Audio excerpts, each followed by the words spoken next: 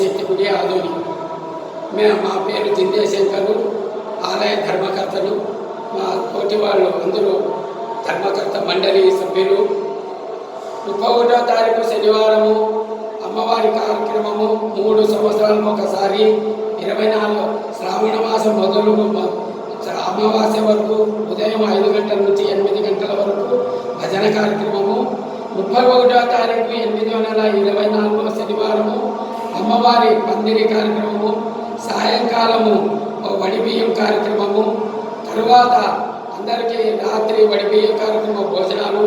తర్వాత 1వ తారీఖు ఉదయం తెల్లవారుజామున 5:30 గంటలకి పంచాక్షరి అఖండ నామావళి ఓం జగదంబ నామస్మరణం మొదలుకొని ఆ రోజు భజన మండలి వాళ్ళందరికీ కూడా టిఫిన్ కార్యక్రమం కానీ భోజన కార్యక్రమాలు కానీ అవి అయిన తర్వాత రాత్రి భోజనాల కార్యక్రమాలు కూడా జరుగుతాయి.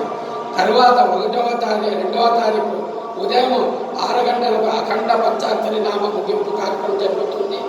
తర్వాత 8:30 9 గంటలకు మూలవీధుల గుండా పల్లకి సేవ జరుగుతుంది. 12:30 గంటలకి అన్న సంతర్పణ జరుగుతుంది. 1వ తారీఖు అనగా ఈరోజు ఆదివారము చండీయాగ కార్యక్రమం జరుగుతూ ఉంది.